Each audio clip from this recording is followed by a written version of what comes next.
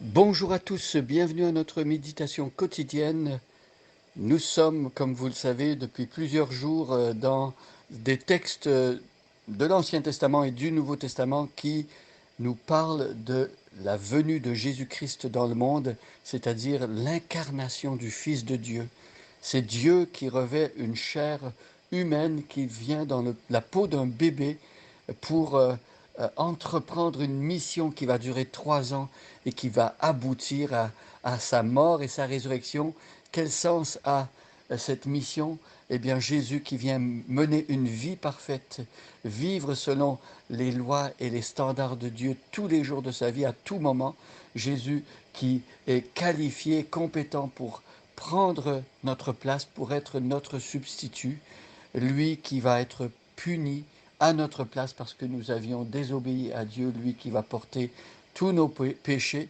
Et lorsqu'une personne reçoit et croit au message de l'Évangile, la bonne nouvelle de la mort, de la résurrection de Jésus, eh bien, il y a un transfert qui s'opère. Euh, les péchés que nous avons commis ont été placés sur Jésus-Christ et il a été puni, il a subi la colère de Dieu à notre place.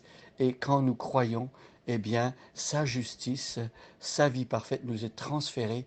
Et ainsi donc, lorsque Dieu regarde un pécheur qui a cru en Jésus, il voit la justice de Jésus-Christ. C'est comme si nous avions été revêtus du vêtement blanc de Jésus-Christ. Et pour nous présenter devant Dieu, Dieu accepte parfaitement ce vêtement blanc, cette pureté de Jésus-Christ qui est mort à notre place.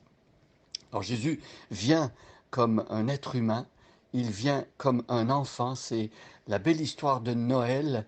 Eh bien Jésus, on vient de l'expliquer, n'est pas resté bébé, il n'est pas resté un enfant inoffensif dans une crèche. Jésus-Christ a marché sur la terre, Jésus-Christ a confronté des personnes qui lui étaient hostiles, Jésus-Christ a fait triompher la justice de Dieu. Et c'est pour cela que à Noël, nous voulons en parler, l'exalter et faire connaître son beau message. Je regarde maintenant le texte dans l'Évangile selon Luc au chapitre 2. Nous lisons les 16 premiers versets. Et aujourd'hui, nous allons nous attarder à méditer le verset 13, plutôt 14, pardon. Alors je lis, prenez votre Nouveau Testament avec moi, nous allons lire donc dans Luc chapitre 2, je lis dans la version Louis II. En ce temps-là parut un édit de César Auguste ordonnant un recensement de toute la terre. Ce premier recensement eut lieu pendant que Quirinus était gouverneur de Syrie. Tous allaient se faire inscrire, chacun dans sa ville. Joseph aussi monta de la Galilée, de la ville de Nazareth, pour se rendre en Judée, dans la ville de David, appelée Bethléem parce qu'il était de la maison de la famille de David, afin de se faire inscrire avec Marie, sa fiancée, qui était enceinte. Pendant qu'ils étaient là, le temps où Marie devait accoucher arriva, et elle enfanta son fils premier-né, elle l'emmaillota et le coucha dans une crèche parce qu'il n'y avait pas de place pour eux dans l'hôtellerie. Il y avait dans cette même contrée des bergers qui passaient dans les champs les veilles de la nuit pour garder leurs troupeaux. Et voici, un ange du Seigneur leur apparut, et la gloire du Seigneur resplendit autour d'eux. Ils furent saisis d'une grande frayeur, mais l'ange leur dit, ne craignez point, car je vous annonce une bonne nouvelle, qui sera pour tout le peuple sujet d'une très grande joie. C'est qu'aujourd'hui, dans la ville de David, il vous est né un sauveur qui est le Christ, le Seigneur. Et voici à quel signe vous le reconnaîtrez.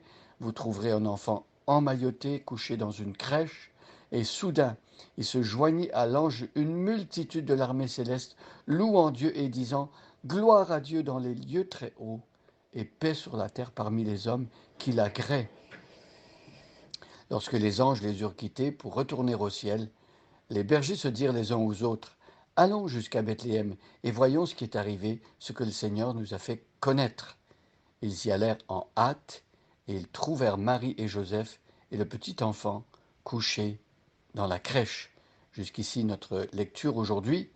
Et regardons le verset que nous avions vu hier, c'est-à-dire le verset 13. Subitement, pendant que les bergers, ayant obéi à la parole de l'ange, se sont mis en marche pour aller vers Bethléem, vers la crèche où Jésus est né, soudain, il y a eu une chorale d'anges. Il y avait déjà l'ange qui avait parlé, et là, c'est une chorale d'anges qui se met à louer Dieu, à chanter. On peut s'imaginer quel genre de chorale, c'était fantastique. Pardon, excusez-moi. Alors, euh, qu'est-ce qu'ils ont chanté? Quel était l'objet de leur chant? Qu'est-ce qui a produit tant de louanges dans le cœur des anges? Les anges, il faut savoir que ce sont des messagers de Dieu envoyés auprès des êtres humains pour exercer un ministère en leur faveur, en faveur de tous ceux qui doivent hériter, obtenir le salut. Et donc, ici, l'ange est envoyé à ces bergers qui reçoivent cette bonne nouvelle. Ils louent Dieu. Pourquoi? Parce que Dieu apporte la paix enfin aux hommes qui l'agréent. Alors, gloire à Dieu dans les lieux très hauts. Vous voyez, l'être humain est créé pour glorifier Dieu. L'objet de la création de l'être humain, l'objectif de toute une vie humaine, c'est de glorifier Dieu, c'est de rendre gloire à Dieu. Alors lorsque nous vivons sur la terre sans rendre gloire à Dieu, nous passons à côté de notre vocation. Nous sommes à côté de ce pourquoi Dieu nous a créés. Et ici, les anges eux-mêmes qui ont été créés par Dieu ont compris que l'objectif de leur vie, même la vie des anges, c'est de rendre gloire à Dieu dans les lieux très hauts. Ils sont, eux, originaires de l'environnement immédiat de Dieu, donc du ciel. Gloire à Dieu dans les lieux très hauts.